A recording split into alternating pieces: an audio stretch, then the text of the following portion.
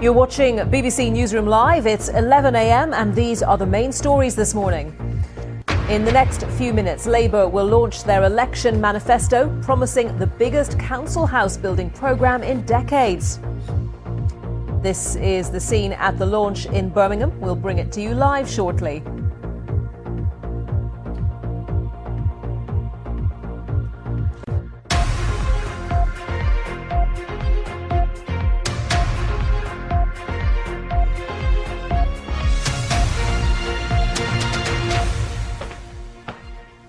Hello, a very good morning to you and welcome to BBC Newsroom Live. I'm Anita McVeigh. Labour will shortly unveil its general election manifesto as the party sets out its plan for government.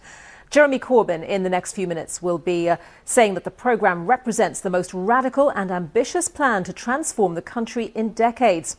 It's expected to include proposals for a windfall tax on oil companies.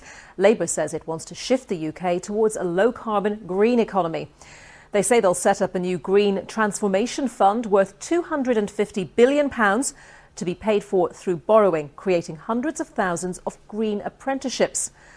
Housing is another core issue in the manifesto. The party says it will expand social and affordable housing, building 100,000 council homes a year in England by the end of the next 5-year parliament.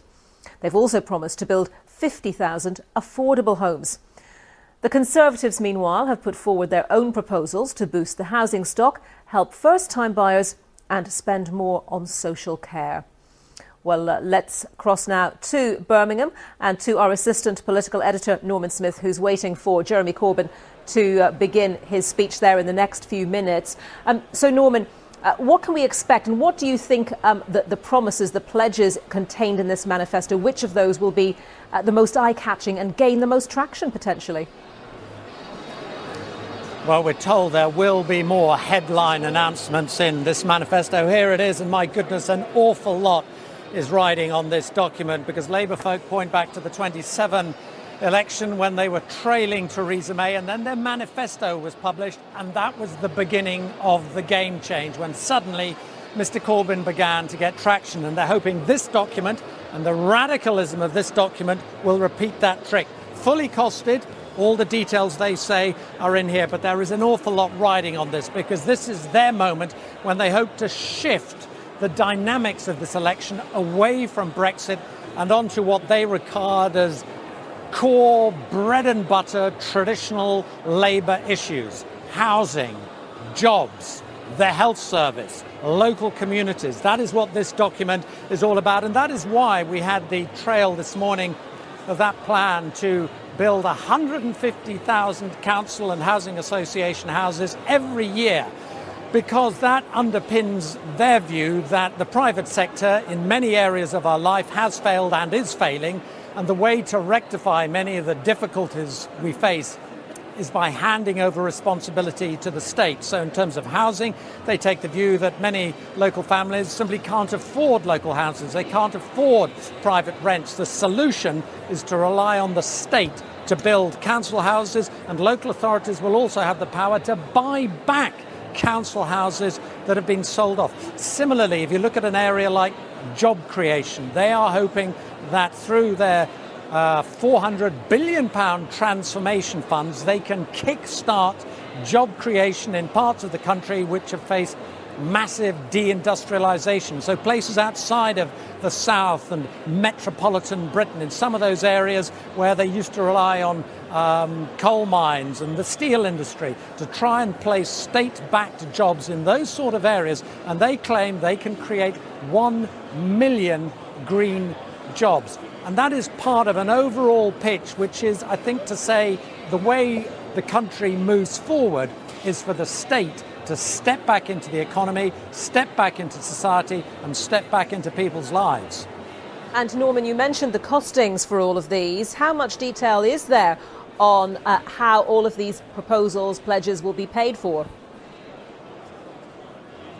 Well, that is going to be one of the key issues because there's a huge bundle of promises, many of them massively expensive.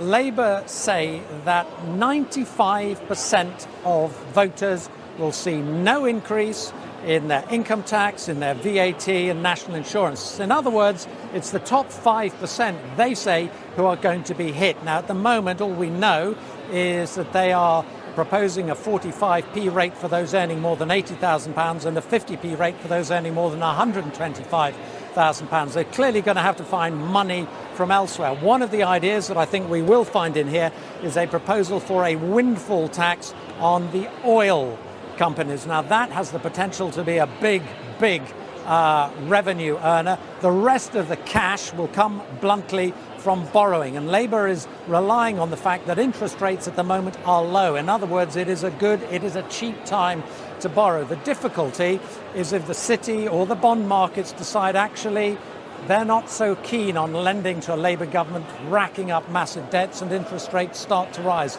Then it becomes much more painful through higher interest rates. But all the details are in here, and that is what we're going to have to go through line by line, because many of the commitments are hugely expensive. Things like, for example, scrapping tuition fees, one of the headline proposals. Also a suggestion of providing free personal care for those aged over 65. There's also a suggestion of reintroducing free prescription. We can just see members of the Shadow Cabinet now taken to the stage, led by Diane Abbott. As I was saying, it is a massively expensive set of proposals that Labour is outlining, but they believe that this represents real change, and that many people feel that politics has just carried on as usual despite the promises of politicians, and they are hoping there will be a desire for the radicalism contained in this document. And certainly when you look at the language, the words that Mr. Corbyn is expected to use in launching this speech, it is red in tooth and claw. He will talk about how Labour's programme will be opposed by the billionaires, by the establishment, by the wealthy, by the privileged, how he says the political establishment has for decades thwarted real change in this country. And that is what he says this manifesto will at long last bring about. But it is all based on the calculation that there is now a genuine appetite for change, in part, they think, because of the impact of austerity and the sense of austerity fatigue, not just in working class communities, but amongst many middle income families who perhaps have seen their local facilities, whether they be hospitals or libraries or even their local bus service, denuded of cash. So they think there is now a real hunger for radical change. That is going to be put to the test, because you'd really have to go back to, I suspect, Michael Foot's 1983 manifesto to find a Labour Party going into an election with such a radical manifesto. Your sense, forgetting about the polls for a second, what's your sense on the ground of how Labour feel they're doing, especially in those really closely fought marginal constituencies? I think there was a degree of nervousness before the live television debates, when there was a view that Mr. Corbyn actually put in a much better performance than many people had expected.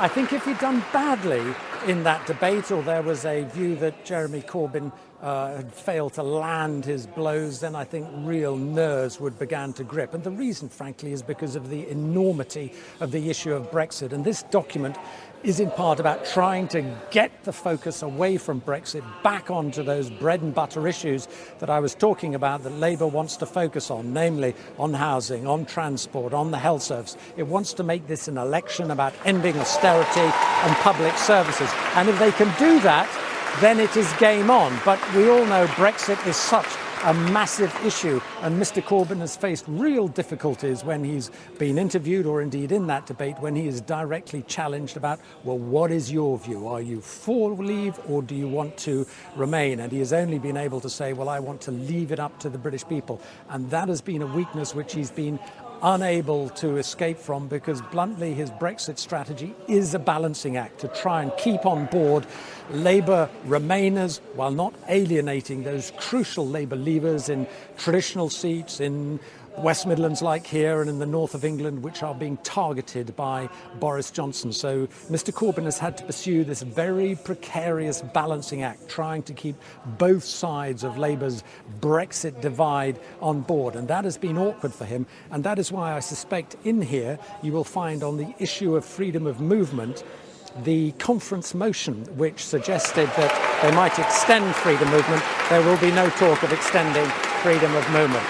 Rebecca Long-Bailey, the Shadow Business Secretary, is now going to introduce Jeremy Corbyn. Let's just hear what she's got to say. To everyone here in Birmingham, it's an absolute honour to speak at such an important moment in our election campaign, the launch of our radical, exciting, transformational manifesto.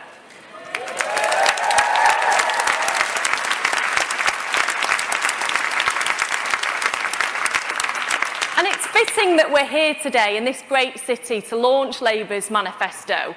Birmingham, like Salford, where I'm from, was the engine room of Britain's first industrial revolution.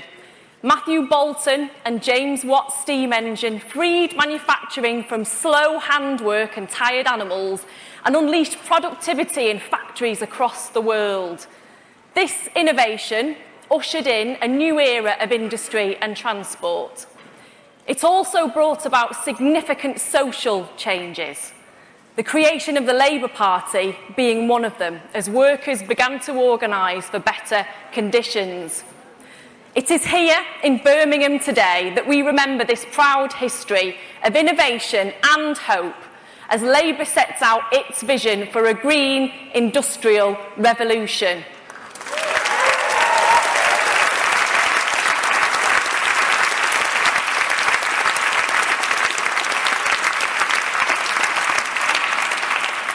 We stand at the brink of unstoppable change. We must confront the climate environment emergency whilst dealing with growing inequality and insecurity right across Britain. But the Tories sat by as industries were packed up and shipped overseas. They wasted a decade serving the interests of big polluters. The Tories and their billionaire friends planned for their own futures at the expense of ours. And now Labour is on your side, and the future is ours to make.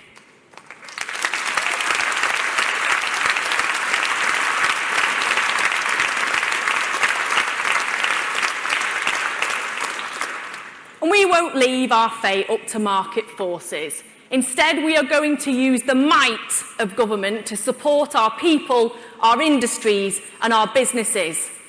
Just as the first industrial revolution brought industry jobs and pride to our towns, Labour's green industrial revolution will rebuild them with whole new industries to revive parts of our country that have been neglected for too long. And these new industries will bring with them rewarding, well-paid jobs. Take the West Midlands, where we gather today. This region is home to one of the UK's biggest success stories, the automotive sector, a sector under siege from the Tories' lack of ambition on electrification. Unless we act, other countries will lead the way on manufacturing the vehicles of tomorrow, while our factories and our workers are left high and dry. Labour's green industrial revolution will invest £14 billion to accelerate the electrification process, creating and safeguarding 220,000 jobs. At the same time, the move to electric cars will slash our emissions, tackling the causes of climate and environment emergency head-on. And this is what real change looks like. And that's just the start, because there's a lot more where that came from in our manifesto. And we've got the perfect person here to tell you all about it. So without further ado, I would like to introduce someone you can really trust to make real change happen, because he's got a track record of standing strong over decades, of never being swayed from his principles, someone who, with a little help from his friends, has already transformed politics in this country, and that's before he's even in Downing Street. Friends, please welcome our next Prime Minister, Jeremy Corbyn.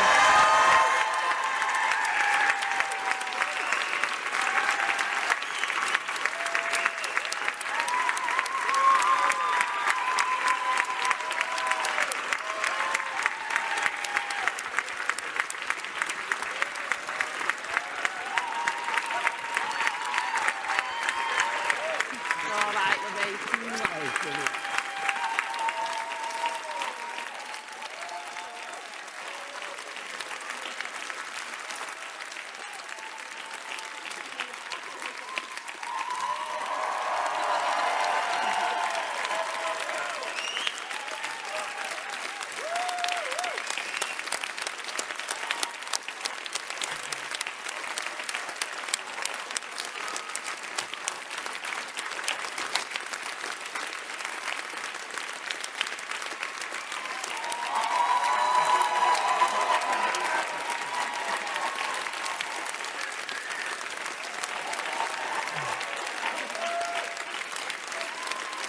Thank you.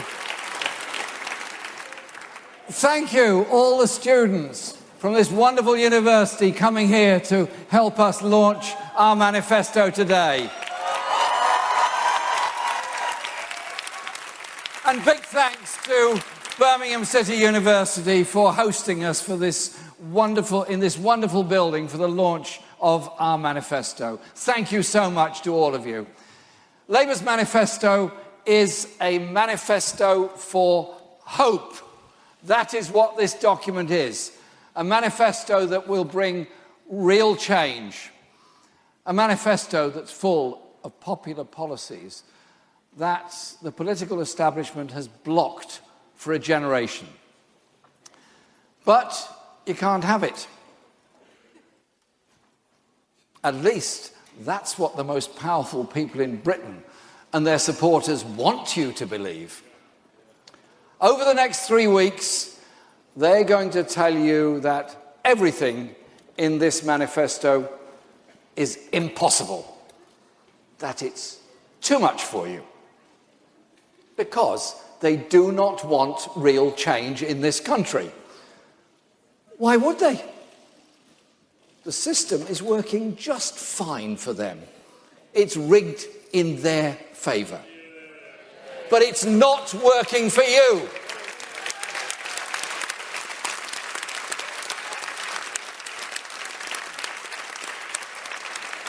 If your wages never seem to go up and your bills never seem to go down, if your public services only seem to get worse, despite the heroic efforts of those who work in them, then it's not working for you.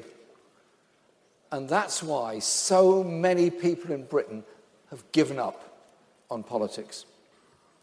That's why you hear people say about politicians, they're all the same. Well, not anymore.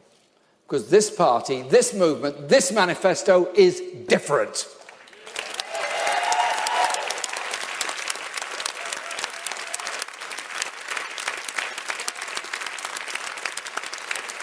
Labour is on your side, and there could be scarcely a clearer demonstration of that than the furious reaction of the richest and most powerful. If the bankers, billionaires and the establishment thought we represented politics as usual, then we could be bought off that nothing was really going to change. They wouldn't attack us so ferociously. Why bother? But they know we mean what we say. They know we will deliver our plans, which is why they want to stop us being elected. They know we will go after the tax dodgers, the bad bosses, the big polluters, so that everybody in our country gets a fair chance in life. That's why they throw everything they've got at us, because they're scared of real change, because they aren't on your side. 1/3 of Britain's billionaires have donated to the Conservative Party. The billionaires and the super rich, the tax dodgers, the bad bosses and the big polluters, they own the Conservative Party. but they don't own us. They don't own the Labour Party.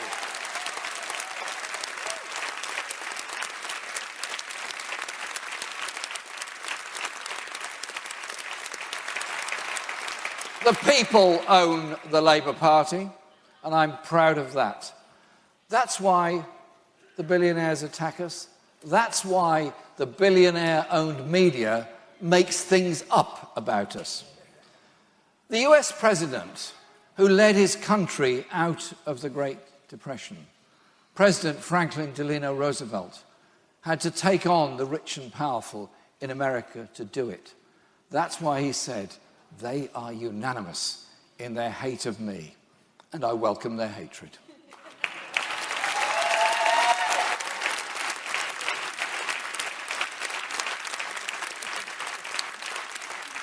He knew that when you're serious about real change, those who profit from a rigged system, those who squirrel away the wealth created by millions of people, won't give up without a fight. So I accept that the opposition and hostility of the rich and powerful is inevitable. I accept the opposition of the billionaires, because we will make those at the top pay their fair share of tax to help fund the world-class public services for you. That's real change. I accept the hostility of the bad bosses paying poverty pay, because we will give Britain a pay rise, starting with a real living wage of at least £10 an hour, including for young workers. That's real change.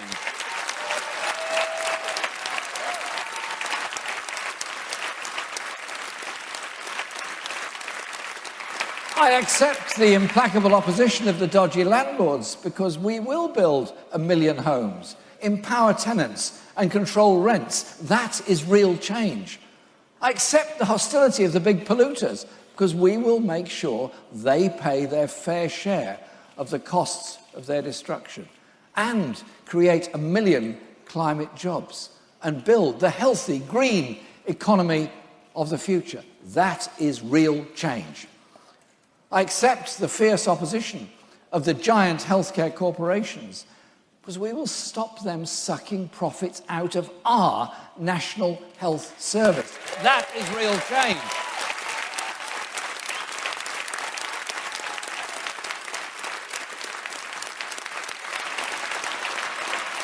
I accept the hostility of the privatised utilities companies, because we will stop their great rip-off by bringing rail, mail, water and energy into public ownership.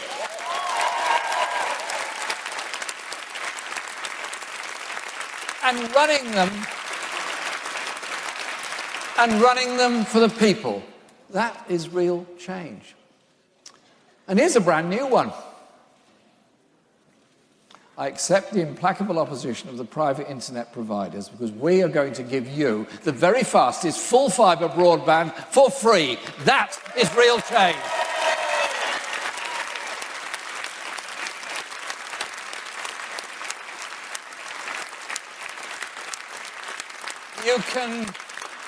You can trust us to do all this, because we're opposed by the vested interests, for standing up for a different kind of society. These policies are fully costed, with no increase in VAT or income tax or national insurance for anyone earning less than £80,000 per year. There's no increases for 95% of taxpayers. We will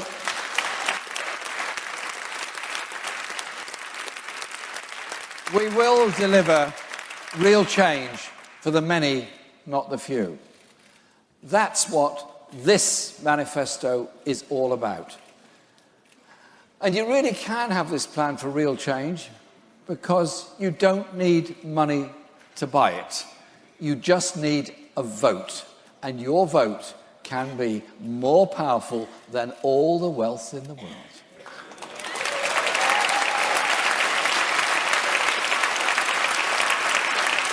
So, the first step is to make sure you're registered to vote. Don't miss out. This is your chance. If you're not registered, do it today. If you are registered, get your friends and families registered too. Because what the powerful fear is that you'll hear what we're offering in this manifesto and vote for yourself and your family. That you'll find out what's actually in this manifesto, not what the billionaire press claim is in it, and vote for your community. That you'll see this manifesto and vote for the person who's struggling, who you do not even know. Vote for the young person who can't go to the youth centre after school because it's closed its doors, and who has nothing to do but hang around on the street. Vote for the mum falling into debt because she has to fork out for her kids to go to university and for her own parents' care. Vote for the older person too afraid to walk down their street because violent crime has doubled under the Conservatives' austerity programme. Vote for the soldier who served in the armed forces for years, now sleeping in a doorway on a freezing cold winter night because the mental health services weren't there when they needed them. How can any government claim it cares about our country when it cares so little about the people who live here?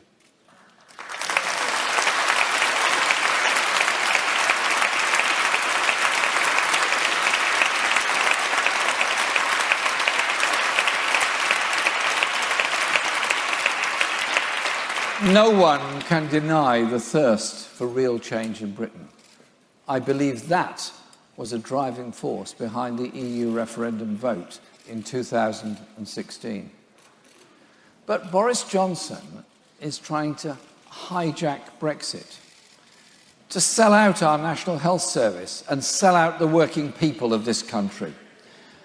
The Conservatives want to use Brexit to unleash Thatcherism on steroids, to inflict more pain on the very communities so viciously attacked by Margaret Thatcher's government in the 1980s, to benefit the billionaires and the vested interests that they represent.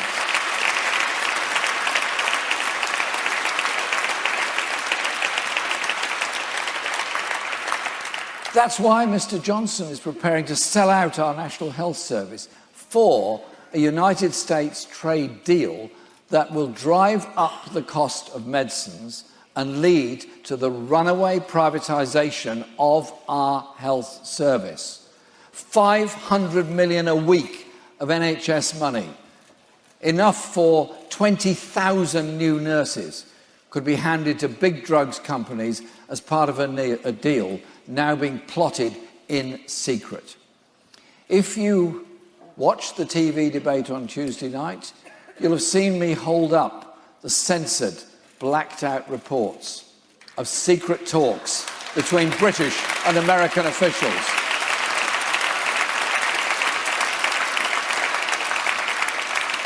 about opening up our health service to US corporations and driving up the cost of medicines. You'll have seen Mr. Johnson lose his cool because he's been found out.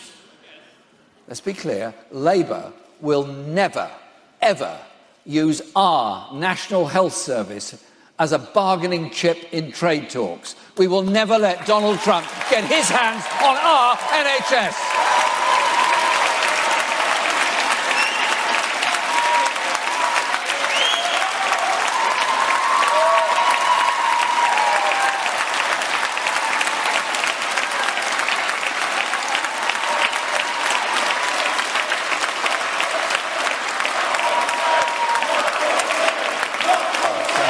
Not for sale, not for sale, not for...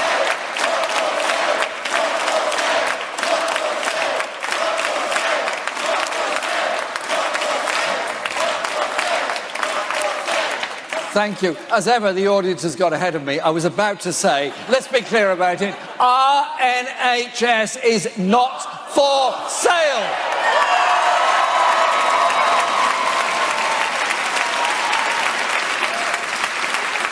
If you watch the debate, you'll have heard Boris Johnson claim that he'll get Brexit done over and over and over and over and over again. He might still be saying it for all I know. But you know what? That claim is a fraud on the British people. His sellout deal will be just the beginning of years of drawn-out, bogged-down negotiations and broken promises.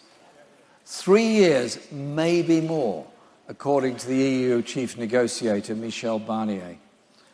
And his toxic deal with Donald Trump will take even longer. With Labour, it will be very different. We will get Brexit sorted within 6 months, because we're not going to rip up our main trading relationship. We will secure a sensible deal that protects manufacturing and the Good Friday Agreement, and then put it to a public vote alongside the option of remaining in the EU. So if you want to leave without trashing our economy or selling out our NHS, you'll be able to vote for it. If you want to remain, you'll be able to vote for that. So let's take this out of the hands of politicians and give the British people the final say. It's time to bring our divided country together.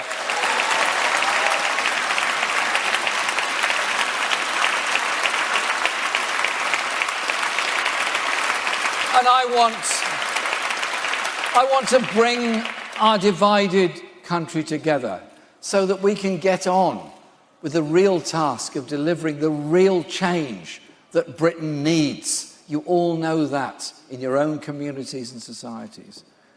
To drive that change, we will unleash a record investment blitz, getting the economy moving in every corner of our country. There will be no no-go areas for the investment strategy that we have.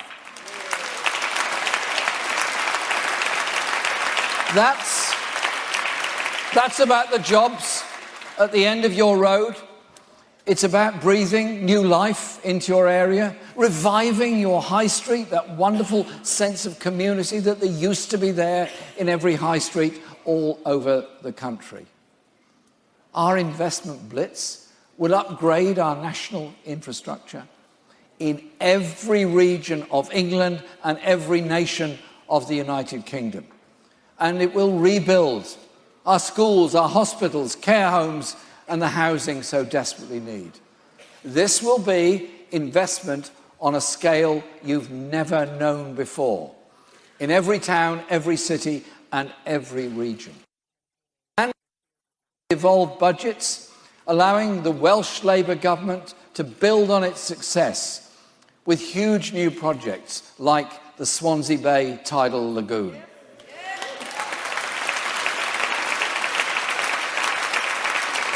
And putting an extra 100 billion into Scotland to boost the Scottish economy and secure the future of industry and properly fund our public services.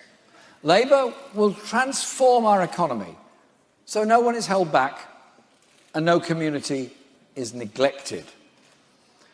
And that transformation will be a green transformation.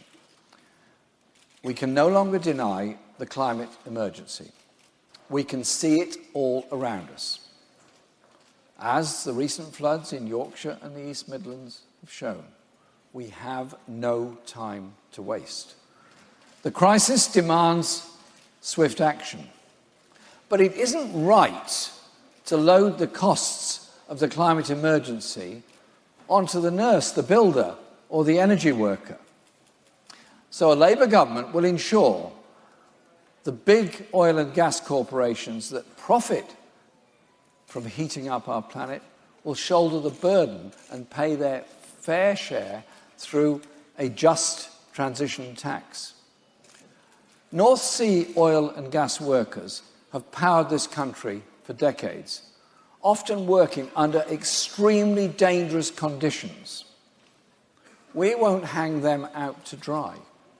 This fund will guarantee a future for their skills and their communities with new careers and secure, well-paid jobs. The scale of climate breakdown is huge. Our response must be on a scale to match it. So, as it says in our manifesto, Labour will create 1 million new green jobs as part of our green industrial revolution. 1 million jobs, from building wind turbines to insulating homes, from reforesting the great countryside of this country to manufacturing new electric vehicles. Margaret Thatcher's government wiped out absolutely huge swathes of British industry. The next Labour government will rebuild it as green industry, the cutting-edge industry of the future. Places whose identity and pride were steeped in the skills of the people who lived there will thrive once more.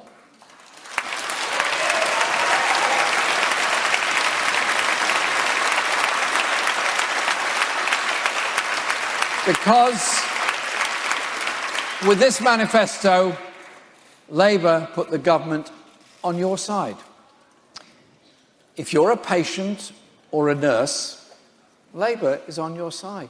We will rescue our NHS, make dental checkups free, recruit thousands of nurses and doctors, and bring down waiting lists. If you're a student, Labour is on your side. We will create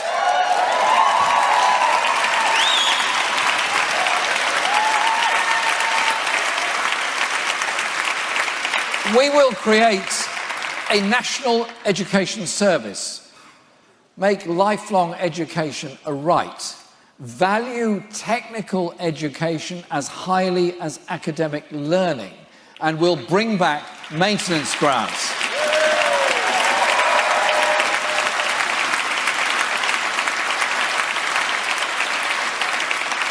And yes, let's be clear, we will scrap university tuition fees.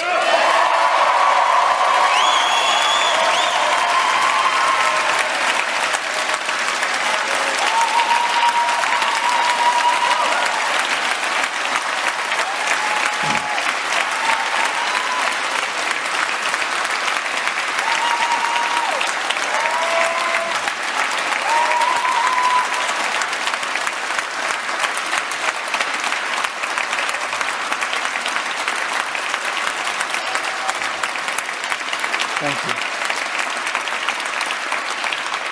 If you are reaching old age, Labour is on your side. You see, we're inclusive. Very inclusive. We'll protect pensions and provide free personal care for those who need it.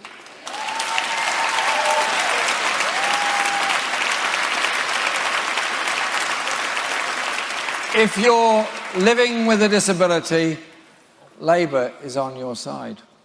We'll update the Equality Act and Labour will scrap universal credit.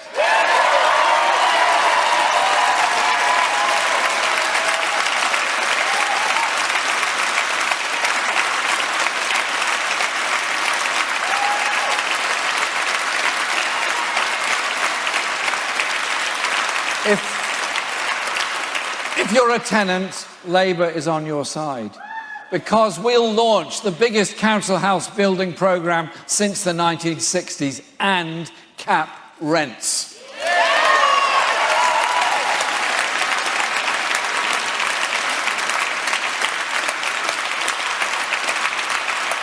And if you're a new parent, Labour is on your side.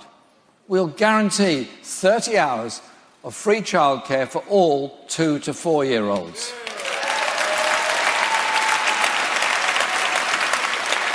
Now, these ideas haven't come out of thin air. They've been developed by people like you working together. Because Labour is a party of experts. I mean, the people who produce the wealth. and deliver our services. At the sharp end, carers, teachers, train drivers, engineers, tech workers, all experts in their fields. And today is Carers' Day. Let's think for them for a moment. The huge work they do to care for people which they're not properly rewarded for. They do a fantastic job. They are part of our community and part of our society.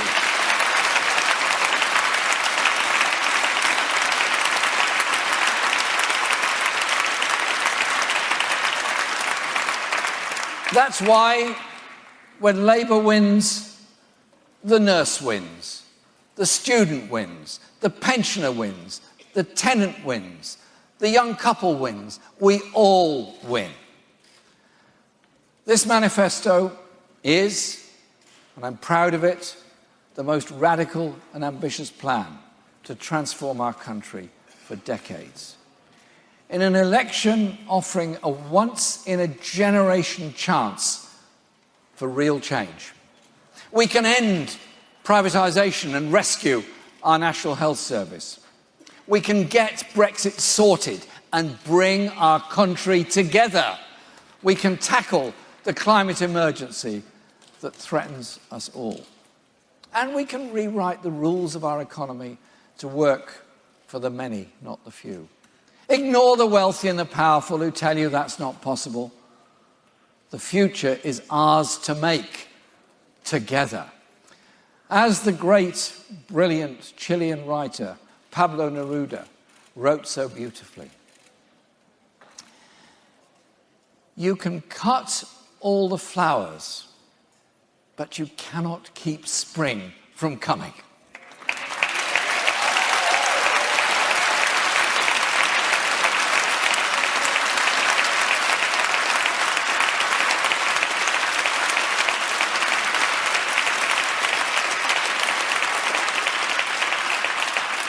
Vote for this manifesto of hope. It's time for real change. Thank you.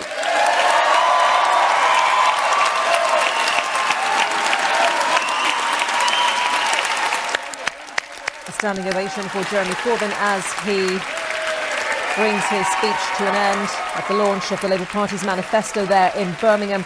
Standing ovations too, unsurprisingly, in that university location for his pledge to scrap tuition fees, and also for what has become a pretty common theme in his speeches, the idea that the NHS is not for sale. Calling this a manifesto for hope, with an emphasis in that speech on talking about real change. He talked about a system rigged in the favour of vested interests. Interests, he said, who were deeply afraid of a Labour government. And we're expecting Jeremy Corbyn to take questions now, and we're going to listen to the responses to those.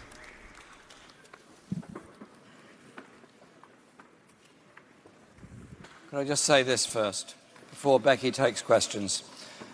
45 years ago today, 21 people were killed and scores injured in a terrible act of violence in this city, the Birmingham pub bombings.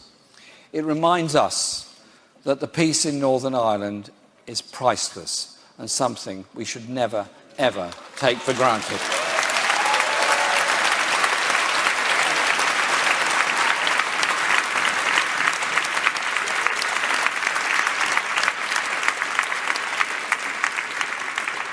Thank you, everybody. We've got some time for questions. I'll take them in rounds of 3, and I don't need to tell this well-behaved audience. Let the people that are putting the questions forward the full opportunity to have their questions heard, and please give Jeremy the opportunity to respond in full, and you'll get a gold star at the end of the day. If you don't get a gold star, you'll get a grim-faced badge. You'll get my angry face. You don't want that. So, first up, we've got the BBC, Laura Koonsberg. No. Sorry.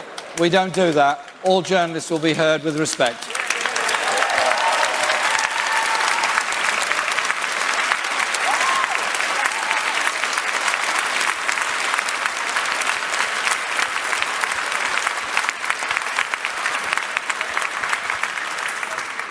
Thank you very much, Becky. Thank you very much, Mr. Corbyn. You've said by your own admission this manifesto is even more radical than your last one. It's obviously very popular in this room. But why do you think the whole country wants much, much bigger spending and a much, much bigger state? Because this manifesto has put rocket boosters on what you promised in 2017, and it didn't convince the country to give you a majority then. Thank you. Thanks. Next up, we've got Sky, Beth Rigby. Thank you, Becky. Thank you, Mr. Corbyn. Jeremy Corbyn, you have a radical plan for Britain, but this election is happening because of Brexit. And on this crucial issue, you were laughed at in the TV debate over your repeated refusal to say what you personally believe. For many voters, someone who wants to be Prime Minister but won't answer whether they back Leave or Remain is perhaps a bit of a joke. Can you give us a straight answer today? Is it Leave or Remain? Thank you. OK, and then we've got ITV, Robert Peston. It's all right. It's okay. He's an Arsenal supporter. It's fine. Let's not get into partisan allegiances. It's been a difficult few weeks, as you know. Mr. Corbyn, you've announced a remarkably ambitious programme of support for old and new industries and a series of nationalisations. Now, much of that will almost certainly be contrary to European Union rules on state aid and competition. So, after the election, is it really possible that the Labour Party would come out in favour of Remain if that means putting at risk your economic and industrial strategy? No, it's not. It's not. OK. All right, can I deal with... You don't do three at a time? Yeah, three. OK, I'll deal with those three first of all. Laura, thank you very much for your question. Yes, it is a radical manifesto, but if you travel around this country and you talk to people, radical answers are what's necessary. When you have a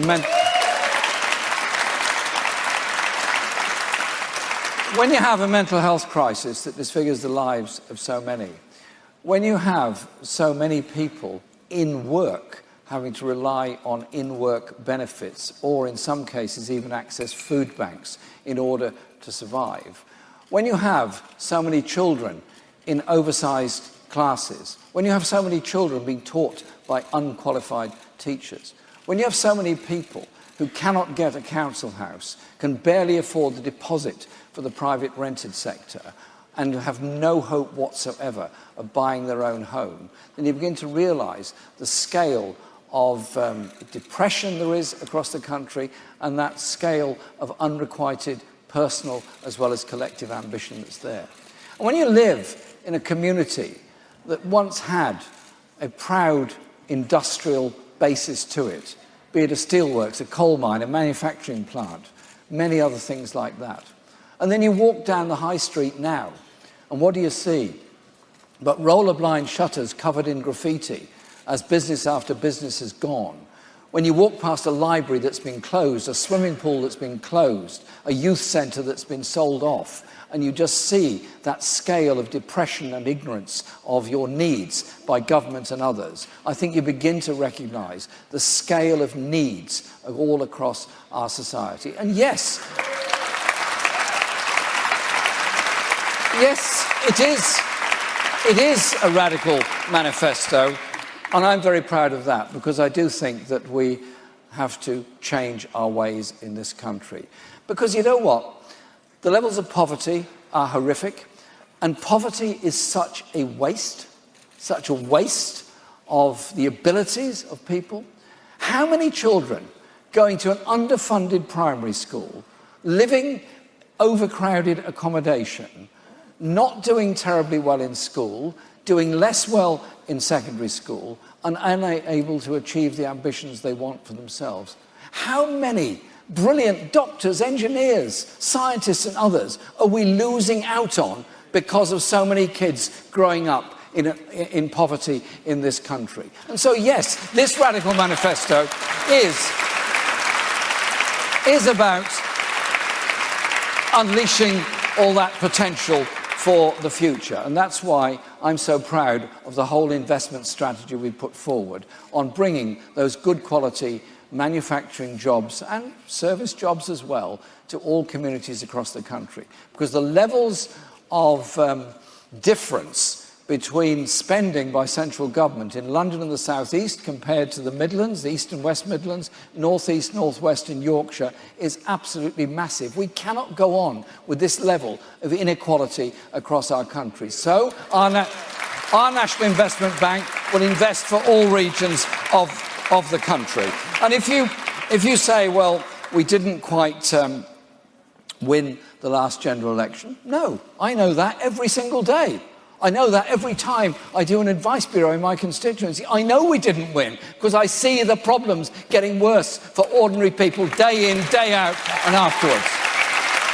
And so I am absolutely determined that we will get our message across of the radical change that is necessary to deal with the inequalities within our society. And it is, I believe, about bringing people together. Now, Beth, you asked a question about the EU, and Robert's question was in a similar sort of area. We had a referendum in 2016, and the result was what everybody knows, 52-48. Parliament has spent a lot of time discussing Brexit, and indeed the Shadow Cabinet all around me will confirm that the Shadow Cabinet has spent a great deal of time discussing Brexit. The only cheer I ever got at a Shadow Cabinet meeting was when I said Brexit isn't on the agenda today. But it's obviously an extremely serious issue. My whole strategy has been to try to understand why people voted Remain or why they voted Leave. Because actually, there are people in London, in the South East, who may well have voted Remain, who live difficult lives, bad housing, insecure jobs, and worried about their children's future. They voted Remain. There are people living in other parts of the country in exactly the same conditions who voted Leave. They actually have the same interest at heart, and that is of a government that will actually do something about the injustice and inequality that they face in their lives. And so, I've made it very clear that we will negotiate within 3 months of taking office a credible option of leaving the EU that doesn't tear up every trade agreement and does protect the trade this country has with Europe. After all, roughly 50% of all trade is with the European Union. And so that would obviously be protected in that offer, but it would be an offer to leave the European Union with a trade agreement that doesn't damage all of our public services and our rights at work. And put that alongside Remain in a referendum, and that government, our government, my government, would accept and carry out the result of that. I think it's responsible to try to bring people together. I think it's a responsible and serious approach to it. The tenor of the questions that you gave me is that we've got to carry on forever being divided by the results of 2016. The tenor of what I'm saying is, let's get together on this. The British people will have the final say. Our government will carry it out, whatever the result of that vote is. And the point that Robert made about competition rules and state aid rules, we have obviously looked into these extremely carefully. We have had numerous meetings with the EU over the years on a number of issues. So far as we're concerned, this is all possible, otherwise we would not be putting it forward. And I think we have to recognise that across Europe there are many communities that face exactly the same issues as left behind communities in this country do.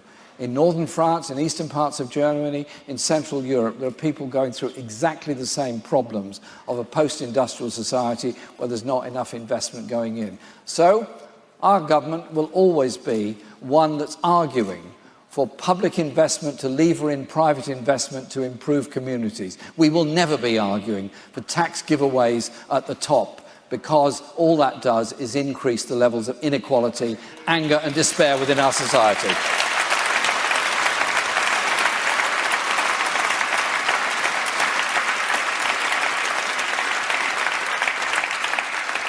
OK, so next up from Channel 4, we've got Gary Gibbon. Thank you very much. Not all of your manifesto, but some bits of it have really strong echoes of the 1970s. Not everyone here will be old enough to remember state ownership back then and higher state spending and the rest of it. Do you think it actually is misremembered? It gets a bad press. Tell us what you think about the 1970s. Channel 5, Andy Bell. Thank you. Andy Bell, 5 News. A lot of people have listened to your plans for more tax, more borrowing, more spending. What do you say to those people who run businesses, ordinary businesses, not big businesses, and maybe the people who are employed in those businesses who say you have lots of ideas on how to spend the money, but no idea how it's created? And then last in this round, from the Daily Record, Torquil Crichton. Jeremy, you talk about a green industrial revolution which would be powered by wind farms off the Scottish coast. These wind farms are being built in Indonesia, in Spain, in Belgium and in France. And workers, 1,400 workers who used to work in Fife at the Bifab yard will think that your green industrial revolution is fanciful. And while we're talking about Scotland, the Scottish Labour Party don't want tried and renewed. And the Scottish Labour Party don't want an independence referendum either sooner or later or ever. So is your manifesto a Labour manifesto or a Scottish manifesto? Okay. First of all, a question from Channel 4. We are proposing public ownership of what are obvious monopolies. Royal Mail is an obvious monopoly. We will bring Royal Mail back into public ownership where it should never have left. We will merge it with the Post Office to help create a post bank on every high street around the country. And we won't treat Royal Mail delivery workers in the awful way they are at the present time. Talk to your postie next time you see them, and you'll find they are reluctant to even stop walking because they've got a machine that tells the office back home that they've got to carry on walking fast. You can continue to watch this on the BBC News channel, but right now we're saying goodbye to our viewers on BBC Two. That's not the right way to treat people who are dedicated public servants. And so a company that will pay millions of pounds as a golden hello to a chief executive and then threaten the working conditions of all its workers, I think that company ought to be in public hands and run responsibly for the benefit of the whole community. And so when you say this is a throwback to the 1970s, our public ownership proposals, yes, that also cover water and rail, are about bringing natural monopolies into public ownership. Think of water for a minute. Our water industry is in private hands thanks to what the Tory government did. It is one that's ripped off a lot of the public assets that they had. It relies entirely on an infrastructure that was built through public investment. It is making very large profits for hedge funds and overseas owners and goodness knows who else, and is not terribly well maintained in many parts of the country. Indeed, we fill Loch Ness every year with the waste of water from leaks of our pipes all across this country. I think we can do better than that. And I also think that the rail system, again, is a product of our own investment, and I think we should get the benefits of that and also extend those benefits into a proper bus service all across the country. And so our public ownership model will be one where there is consumer involvement in it, where there is workers' involvement in the running of it, where there is local government involvement in the running of it, where there is a regional voice in all of those companies. So it won't be top-down nationalisation with a board appointed by the government. It will actually be something that's more dynamic, more consumer-orientated and more community-orientated. And I think it's actually a sensible and responsible way to go forward. And then just think for a minute on the way in which our railways have been treated. There's lots of stories told about what British Rail was or wasn't like. There's some people in this audience who can't remember British Rail at all because they're too young. But I can remember it, and I remember the way it was under-resourced by central government. And I now look at the figures and find we're giving more money in subsidies to private rail operators than was ever given to British Rail when it was in public ownership.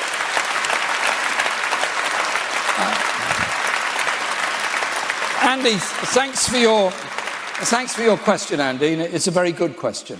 Over the past years, since I've become leader of the party, I've spent a lot of time meeting the British Chambers of Commerce, meeting the CBI, and meeting the Federation of Small Businesses and a number of other business organisations. And I spend a lot of time talking to small business owners all around the country. They're actually very hard-working, innovative people who have a very hard time because they have great difficulty in accessing capital to invest to expand their businesses. They have great difficulty over business rates in some parts of the country where they're very high on certain high streets, and they have a hard time in general. So we're absolutely on their side for the innovation and ability of small and medium-sized enterprises to grow the economy. Often the most innovative people, innovative in technical and as well as other terms, are those often in small businesses. We're absolutely happy and delighted to work with them all across the country because they are part of the motive and engineer for change. What they all tell me is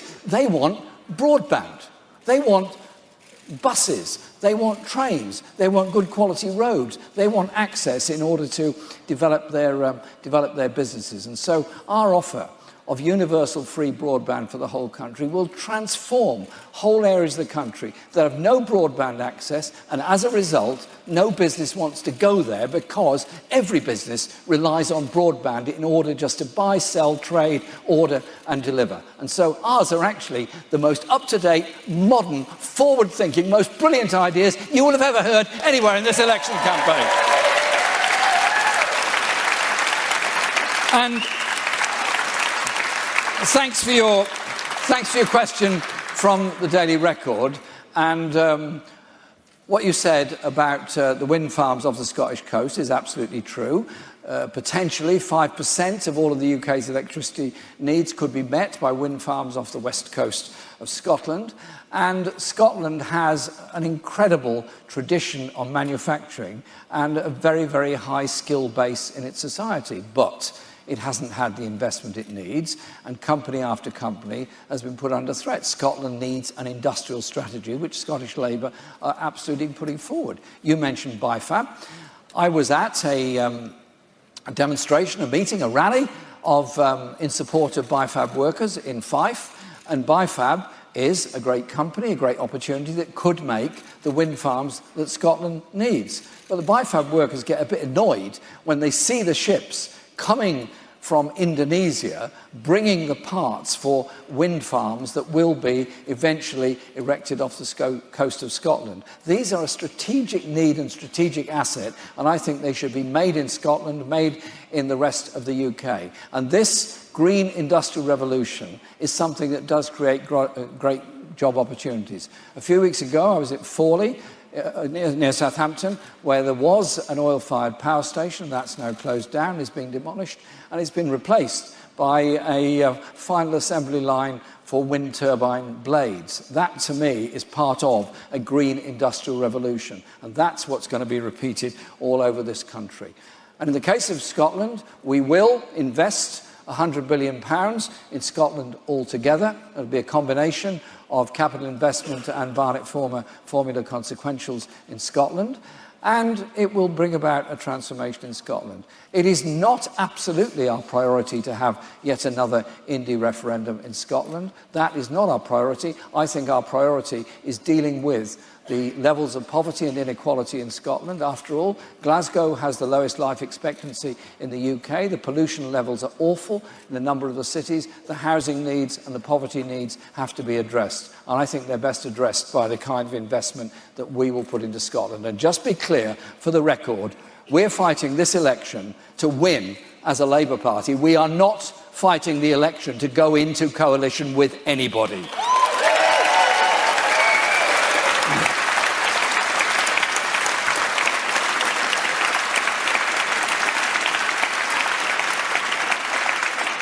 Okay, next we've got the Daily Mirror, Pippa Creer. Thank you. Jeremy, some voters, white working class men in particular, don't see you as patriotic. Is that fair? And because you've got to take the opportunity to ask questions when you do get them, on social care, the Tories have challenged you to work cross-party, Labour to work cross-party, to finally reach a solution on social care. Would you do that? Thank you. And then next we've got the Times, Francis Elliott. Hello, Mr. Corbyn. I was wondering whether you agree with the lawyers for Jeffrey Epstein's victims that Prince Andrew should voluntarily give a statement, and whether this incident shouldn't trigger a wider review of the royal household. And then from The Guardian, Heather Stewart. Hello. Hello, right at the back. Jeremy, voters don't just need to agree with your diagnosis of Britain's social and economic problems. They also need to believe you're the right person to tackle them. With the Tories also now promising a significant increase in public investment, unlike in 2017, how can you persuade the public to trust you to spend their money wisely? Okay, thanks for those questions. First of all, you asked a question about patriotic. Yes, I do support this country. I am patriotic about this country. I'm patriotic about all the people in this country. That means patriotism is about caring for the entire society, not walking by on the other side for the homeless and the poor.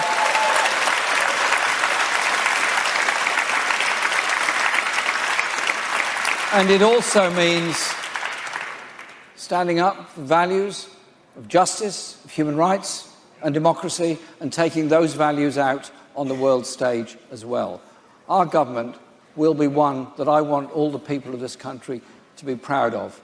A government that governs fairly for all the people of this country, that does recognise the challenges of inequality and injustice, and around the world become that voice for environmental sustainability and justice around the world. We cannot ignore the fact there are 60 million people around the world who are refugees. We cannot ignore the fact of human rights abuses. Let's be proud. Let's be proud of what we can do. And when I've spoken to members of the armed forces that went to West Africa to deal with the Ebola crisis, or members of the Royal Navy who plucked drowning refugees out of the Mediterranean or others, they told me how proud they were of the work that they've done.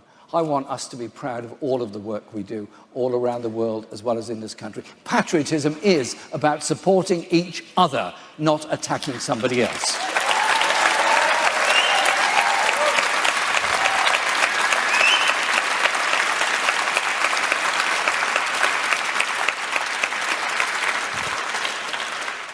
And I love our literature, our history, and our communities and our society. And those who travel with me know how bored they get when I keep telling them about the local history of every part of the country that we visit. Come on, they can admit it now.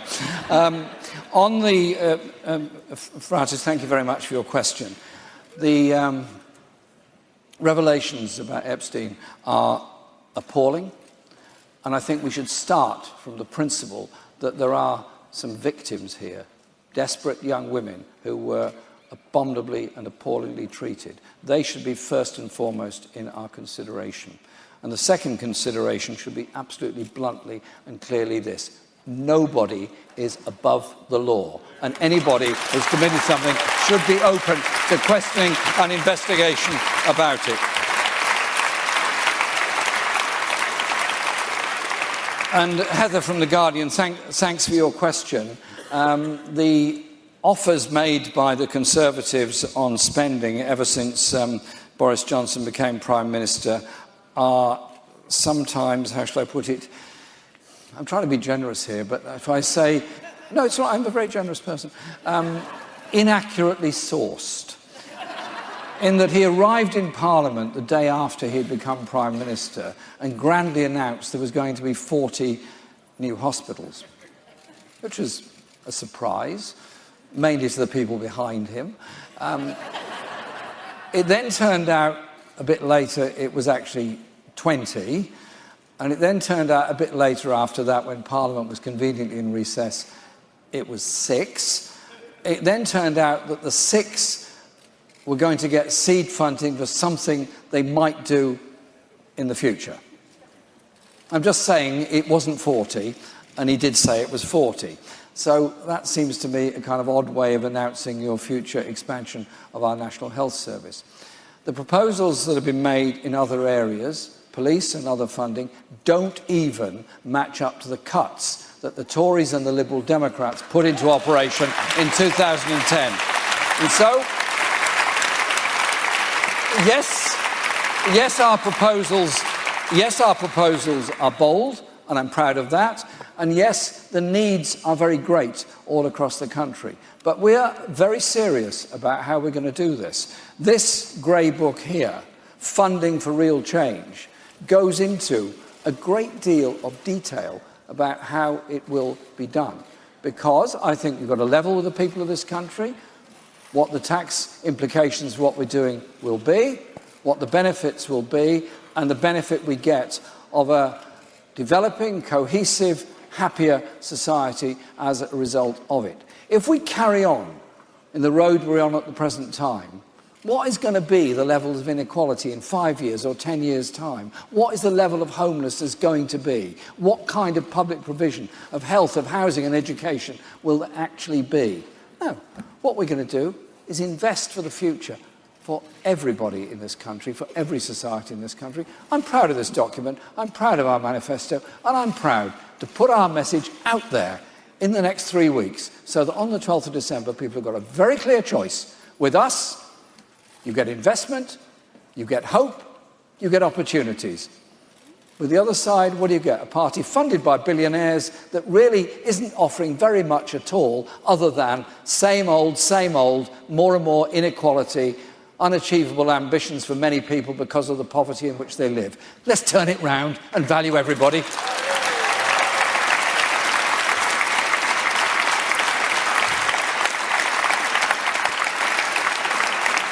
We've got time for one more final round, and I've got from Birmingham City University, Chloe Tong.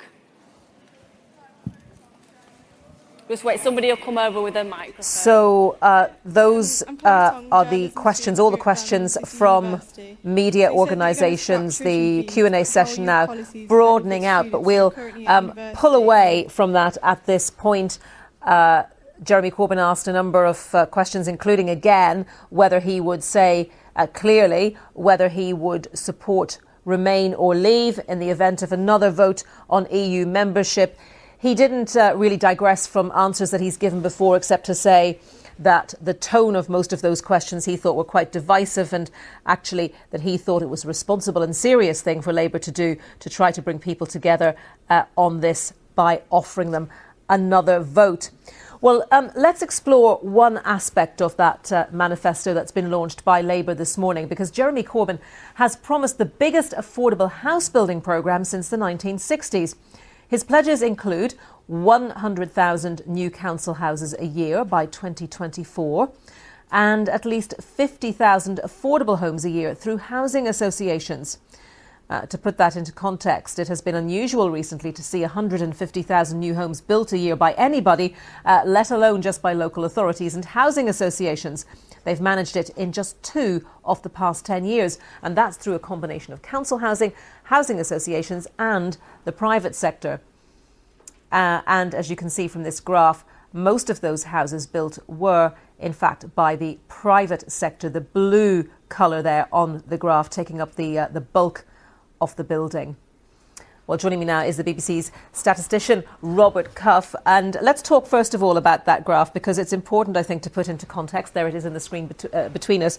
How many houses are being built currently in order to look at what promises are being made by parties now? Yeah, so as you said, the bulk of the work is being doing of house building is being done by private companies. So that's kind of the blue area down the bottom. And what the Labour Party is promising are council housing and social housing. Those are the green and the yellow areas, and you see they account for a much smaller proportion. So of the roughly 150,000 homes that were built last year, it was about 30,000 of them were built by housing associations, and he's looking to get that number from 30,000 up to 50,000. But the really big number here is for council housing. So that's the green area that you can only really see on the far right, because ever since the 1780s it's really dwindled away. And last year we're talking about fewer than 5,000 houses, and that's the number that the Labour Party are promising to bring from 5 up to 100,000. So the first question you ask a statistician is this a big number? With millions and billions flowing around for housing, yes, this is a big number of new council housing. It's a big number, it's a big increase. How does a government go about making that happen? Are there even enough builders to do that? No. Well, so it's going to be provided for essentially by government. The plan is that they're going to be paying for that directly or for the council housing. And the Federation of Master Builders, that's a trade association for small and medium builders, when they ask their members, about half of them say that they're having difficulties recruiting bricklayers or carpenters or joiners. So it's maybe a tight labour market, and about 5% for every 100 jobs in the housing and construction, there's about 5 vacancies that are running. So with that kind of tension, either you're going to have to bring in more trained people, train them up, or some of the local authority and the council housing that we were talking about, that's going to have to swallow up workers who've been working on private housing. Compare for us then, if you would, Robert, finally, how Labour's plans look alongside the proposals from other parties in this campaign. Sure. So the Liberal Democrats, they're aiming to get to 300,000 homes built total, so that's increasing the total, including the private sector, of which about 100,000 would be social housing. The Conservatives, they say they're on track to build about 200,000 houses a year. Now that's including conversions. So if you turn, an office block into 20 flats, that's included in the Conservative figures, and they say they're on target to hit that. OK, Robert, thank you very much.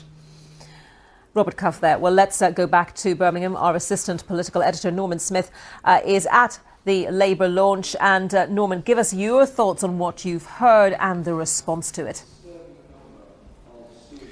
Well, one thing's true. This is a massively radical and ambitious manifesto. You're really having to go back to probably Michael Foot's 1983, maybe all the way back to Clem Attlee in 1945 to find a manifesto packed with so many huge pledges. So among the ones we know, the nationalisation of the utilities, of the railways, of the internet providers, huge council house building programme, 1 million new homes, 1 million new jobs created primarily in more deprived parts of the country through a so-called transformation fund. They're also talking about a 5% rise in public sector pay.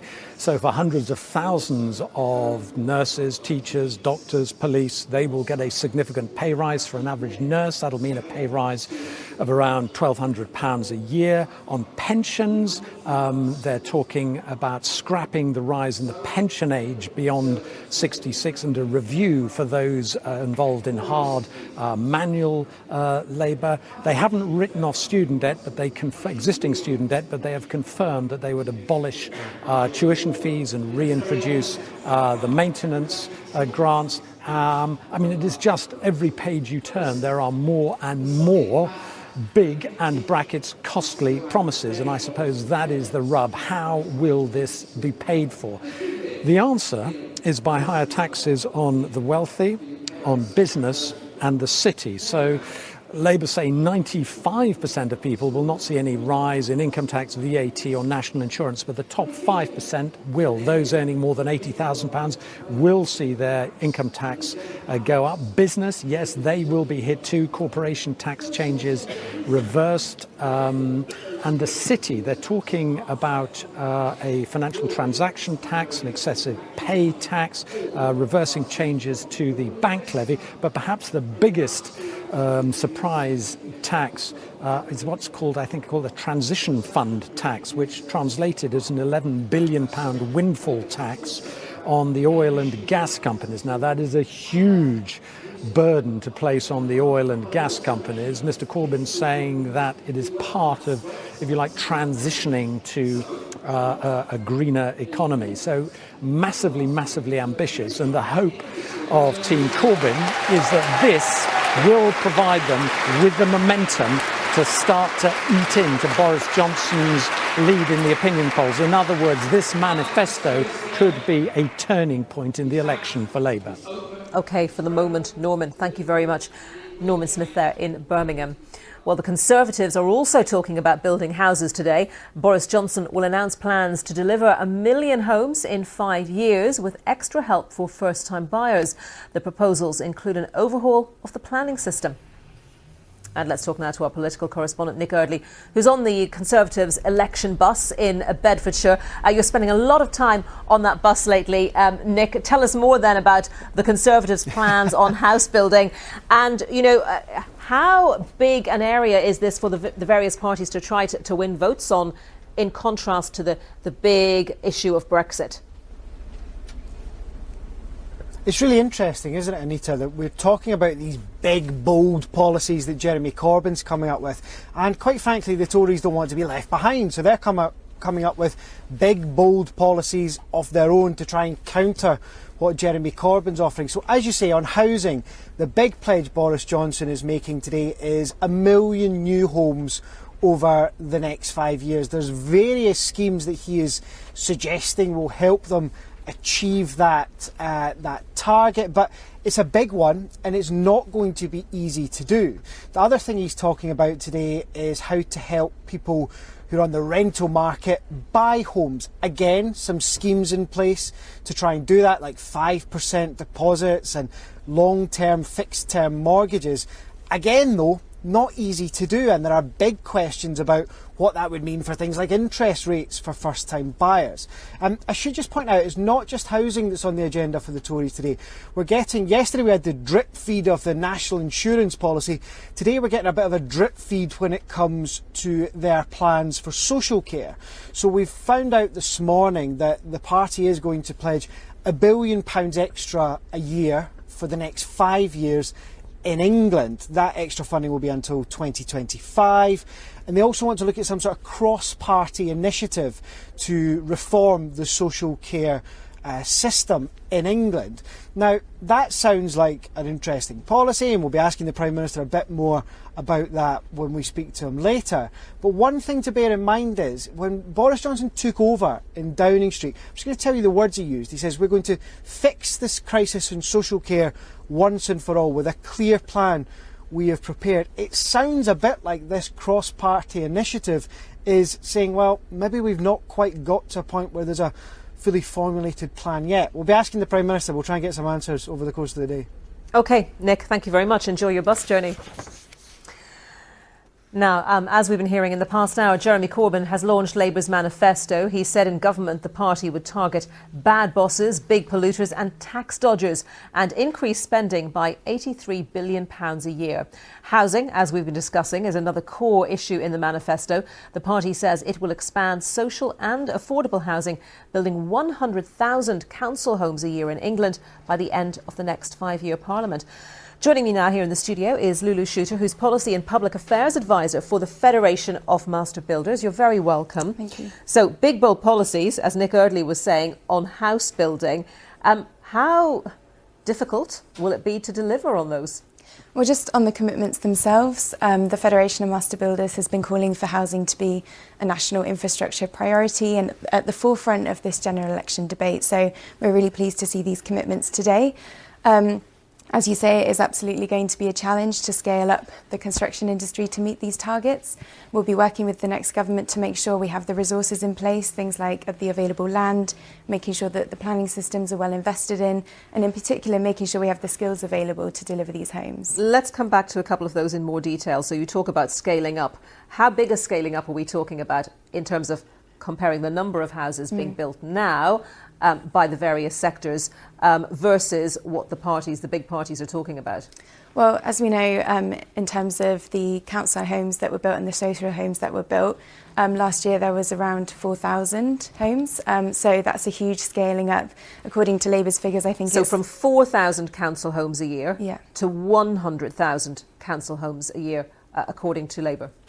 Yes, absolutely. And a vital part of ensuring that we actually meet these targets is, we believe, reversing the decline in the small local house building sector. In the 1980s, they were building around 40% of our new homes, and today it's around 12%. If we want to actually meet these targets, make sure that the homes we're building are of a high quality, we need to reverse the decline in the small housing sector. Why has that particular sector been in decline? So there's kind of a number of key barriers. The first being, as I mentioned, the kind of disproportionate barrier within the planning system. They tend to focus on larger strategic sites. It might be to do with kind of having a lack of resources that makes them able to kind of pick out smaller sites in their plans. That means it's harder for smaller builders to actually find those sites. So the big fish are dominating the pond, exactly. if you like. OK. And in terms of the skills then, I know that the Federation is concerned there's been a drop in the number of apprentices recently. Why do you think that's happening, and how much is Brexit perhaps affecting workers who might have come to the UK with these skills from actually being in employment here?